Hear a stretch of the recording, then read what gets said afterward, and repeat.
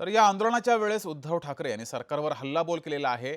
मेलोनीला chocolate तर तरुणांना बंदुकीची गोळी दिली जाते असं उद्धव ठाकरे यांनी म्हटलंय।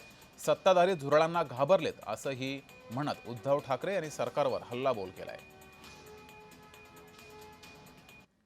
मैं मेलोडी खाऊं खुद जान जाओ, तो फिर मुझे बात करने की क्या बात है। आप जाओ उधर कोने पे मेलोडी ले लो और सब खुद जान जाओ, जो भी जानना है जान लो, समझ जाओ। मैं तिकडे चॉकलेटच्या गोळ्या आणि आमच्या तरुणांना बंदुकीच्या गोळ्या। नाही हे सरकार, म्हणून मी म्हटलं ना, आहोत ना आम्ही हिंदुत्ववादी आहोतच, पण कट्टर देशाभिमानी हिंदू आहोत। तर वांगचुक यांना भाजपानं देशद्रोही ठरवलेलं आहे। सरकारनं देशाचं भविष्य चोरलंय। उद्धव ठाकरे यांनी सरकारवर हल्लाबोल केलाय।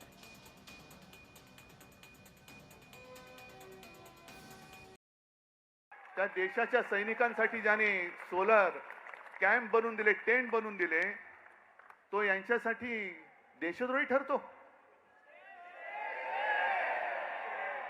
हा देशद्रोही। तिथलं पाण्याची टंचाई लक्षात घेऊन ज्याने आईस फाउंटन तयार केले, असा हा पर्यावरणवादी, असा हा शास्त्रज्ञ,